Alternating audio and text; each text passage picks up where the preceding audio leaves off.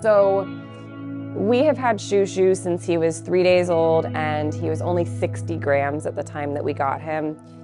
He was in the care of somebody who was trying to tube feed him.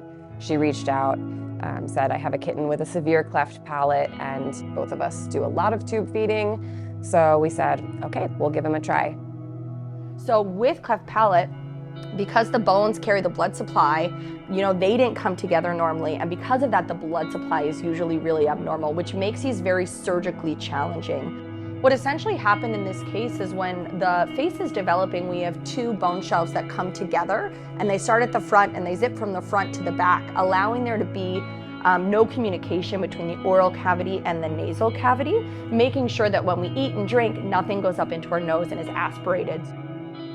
The message that we always received from veterinarians was like, okay, yes, there is something that you can do, but you have to get him to survive to 6 months of age just to get the first step. This actually is quite a rare problem to have a cleft that survives as long as Chouchou did. Often when they're puppies and kittens, that's where we see the biggest problem, where they're unable to suckle. We actually can't get them to the point where they can be repaired. So the first thing we did is we extracted the teeth, allowing us to have more tissue to use for closure. After about 6 weeks, when that is healed, we lifted tissue from the sides where there was normal tissue and then moved that in to cover that defect. And it's kind of amazing that we're here now because we did it. We kept him alive. He looks great.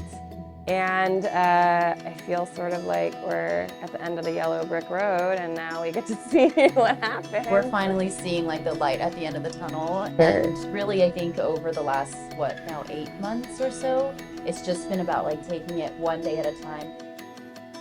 And as you can expect, given the size of the defect and correspondingly on the 3D printed skull, how little supporting bone we had, this was a challenging surgical case, but we have gotten those 2 flaps that we moved in to totally heal. We live in San Diego, so we're like a 9-hour drive, but when we looked for local veterinarians, there was not anybody who felt comfortable taking on a case of his severity. It's been a collaboration with me and Egu and Chouchou, and now Dr. Arzi, Dr. Wolfs. He has such a huge team around him. Now that we've gotten past that healing phase, we expect Chouchou to live a long and happy life. So we're very happy with how the surgery went overall. Yeah, we're hopeful that he will be able to eat like any other cat and be able to ultimately get a forever home. Like, that has been the goal the whole time, like get him to a place where he can live a normal life and have an adopter. That's the dream.